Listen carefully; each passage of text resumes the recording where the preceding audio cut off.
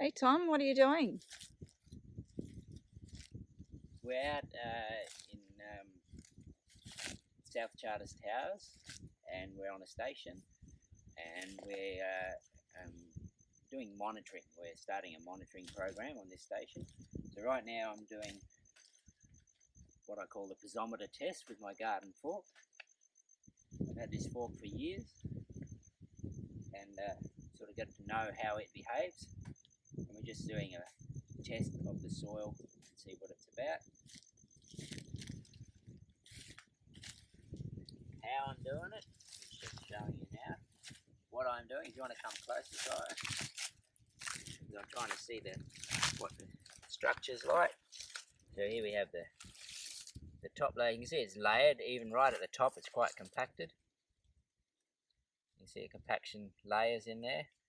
We have got root and organism movement, these holes, but there's a whole layer in there. It's not, this is actually quite soft soil here. It's not too bad. This is pretty good soil. This plant is Wind Cassia, and so it's quite dominant here. And yeah, so what I'm trying to do is get a bit of an idea. In a year or two we'll come back. What's going to be happening on this place is regenerative practice. It's had 1.5 years of the start of regenerative practice, but now it's coming into full-on. It's a change of hands happened. So 2 years ago, change of hands from very standard practice. Now then it went into a start of regenerative agriculture practices, and now the guys that are taking it on are really full on with it. So don't know they've had stock in here in the month that they've had the property. I might be wrong on that. I don't think so. But because I can't see much movement on the soil interference. What I want to do is I want to see what changes in here. So actually at the moment we've got a dominance of the Wind Cassia, and I don't know the grasses. I'm starting to recognise some of them. They might have been grass because that's been browsed off in a short period of time. And what we'll do is we'll do a GPS location on this space, and we'll come back to this exact same space each year and see what changes occur. As you can see, there's not much grass here, which actually might mean the grass has been consumed.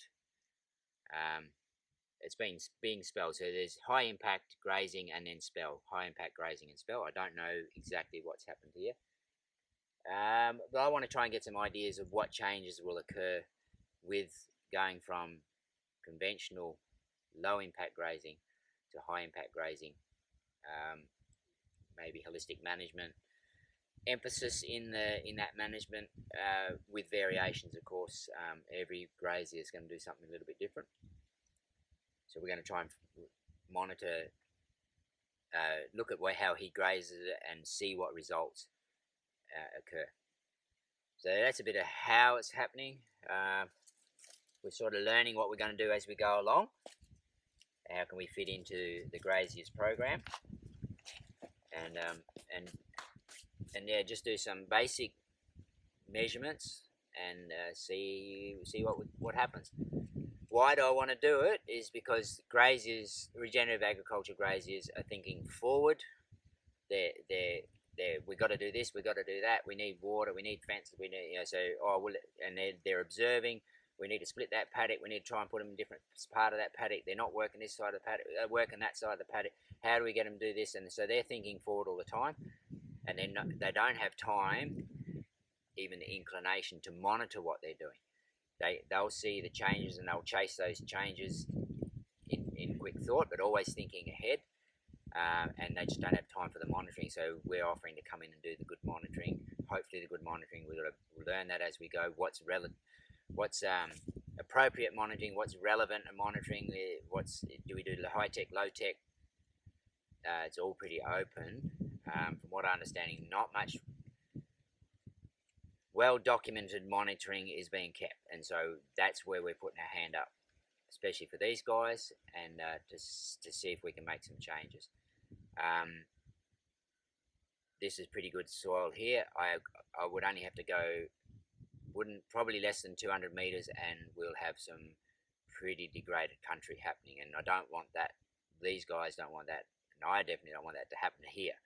And it's happening pretty quick around the place. We'll show you a few shots of that degraded stuff within a couple hundred meters of here.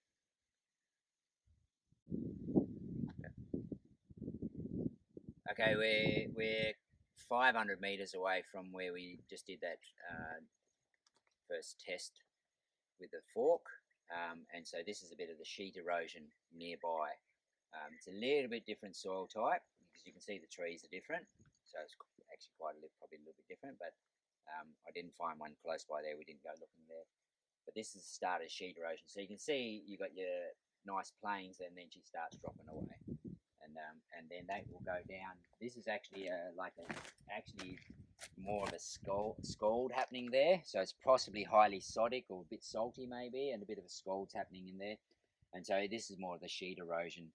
But this is actually happening in situ, not so much coming over, a bit coming over, but actually happening in situ. And the trouble with the sodic soils here is very dispersive, so it just collapses really quickly, as you can just see at your feet there. It doesn't have very much structure to hold together, and as you can see that there, continuing that spot, you have a look at this grass here. Actually, that one's still alive. It's still alive. That one's dead. No, there's a little bit of life in it, but it's very close to dead, and so it's not holding. It had no capacity to holding this together anymore. That one's more alive, different species. Still alive. If we just keep coming this way, you've got the track here, but you can see it's holding here because you've got more cover, and you see this hold here, which some species, animal, spider or whatever. But what also happens here with this type of soil is tunneling. So water will run down that hole and then go underneath over to where we just came from, and it tunnels out, and then it collapses as well. So that's a lot of tunneling happens here as well. So is this showing soil collapse? This is soil collapse happening here. You can see it happening in the background here. So that's sort of starting to scald and collapse, and then it doesn't take much for it to start cutting at the edge of that area there.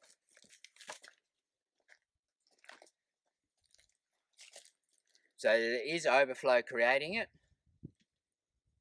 Very little soil going in. As you saw, there was a hard pan, so the water penetration is very little, and then it just starts all this problem. So you could focus on here and repair this, but what we really need to do is focus over there and get the water to go in, so there's no overflow.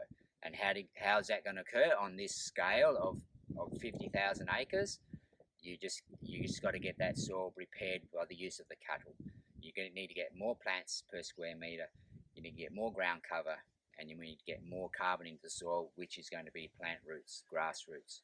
There's a majority that are going to do, and the grassroots works for these guys because that's where they make their money. To exist here economically is through cows, and yeah, it's a long process. But it's the cows themselves that repair the soil. It's going to be the cows that are going to repair the soil. It is going to be the cows that are going to repair the soil, but it's only with if you go back to Bill Mollison's basic principles, it's a biological resource. Biological resources only work, and remember, only work with timing and management. Timing and management. So it's actually the grazier that's going to repair that soil because he's going to manage the cows. And in the end, the grazier is going to be better off for it because his productivity is going to go up. And the Great Barrier Reef is going to be better off for it because this all ends up Great Barrier Reef.